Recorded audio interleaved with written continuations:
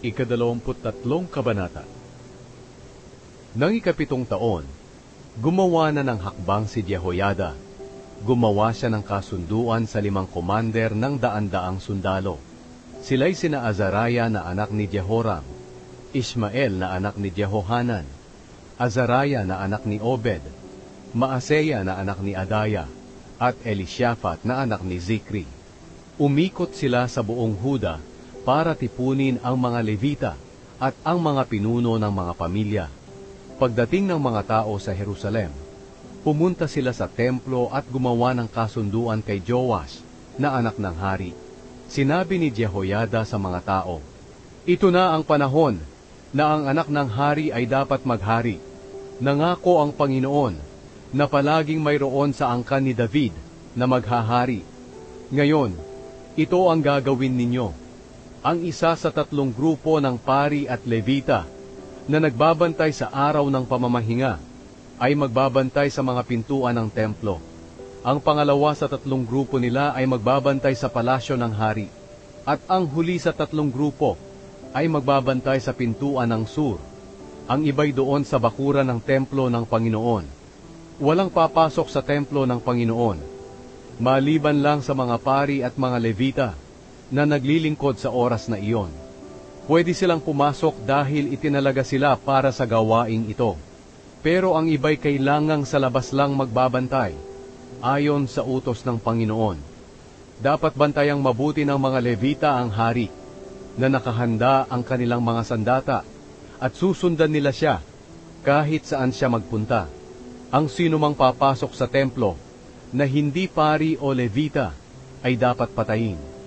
Ginawa ng mga levita at ng mga taga-Huda ang iniutos ng paring si Jehoiada. Tinipon ng mga komander ang mga tauhan nila na nagbabantay sa araw ng pamamahinga, pati rin ang mga hindi nagbabantay sa araw na iyon. Hindi muna pinauwi ni Jehoiada ang mga levita kahit tapos na ang kanilang takdang oras.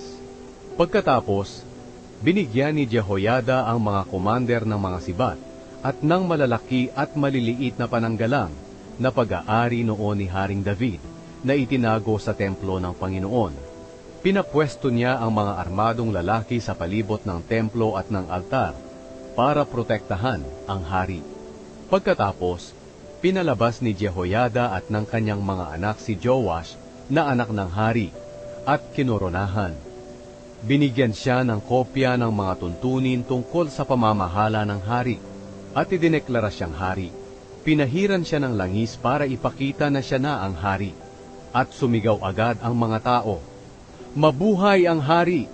Nang marinig ni Atalia ang ingay ng mga tao na tumatakbo at nagsisigawan para papurihan ang hari, pumunta siya sa kanila roon sa templo ng Panginoon. At nakita niya roon ang bagong hari na nakatayo malapit sa haligi sa may pintuan ng templo. Nasa tabi ng hari ang mga komander at ang mga taga-trumpeta, at ang lahat ng tao roon ay nagsasaya at nagpapatunog ng mga trumpeta. Ang mga mang-aawit ay nangunguna sa pagpupuri sa Diyos na tumutugtog ng mga instrumento. Nang makita itong lahat ni Atalia, pinunit niya ang kanyang damit sa sama ng loob at sumigaw, "Mga traidor! Mga traidor!" Inutusan ni Jehoiada ang mga komander ng mga sundalo, "Dalhin ninyo sa labas si Atalia at patayin ang sinumang magliligtas sa kanya. Huwag niyo siyang patayin dito sa loob ng templo ng Panginoon." Kaya dinakip nila siya at dinala sa labas ng pintuan na dinadaanan ng mga kabayong papunta sa palasyo, at doon siya pinatay. Mga pagbabagong ginawa ni Jehoiada. Pagkatapos, gumawa ng kasunduan sina Jehoiada, ang mga tao at ang hari na magiging mamamayan sila ng Panginoon. Pumunta agad ang lahat ng tao sa templo ni Baal at giniba ito. Dinurog nila ang mga altar at mga Diyos-Diyosan doon, at pinatay nila si Matan na pari ni Baal sa harapan ng mga altar.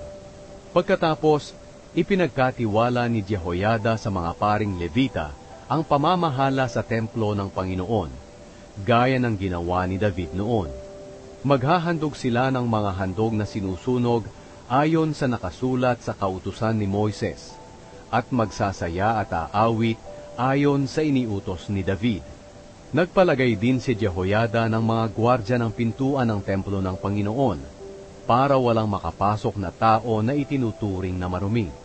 Pagkatapos, isinama niya ang mga commander, ang mga kilalang tao, at ang lahat ng tao, at inihatid nila ang hari sa palasyo mula sa templo ng Panginoon.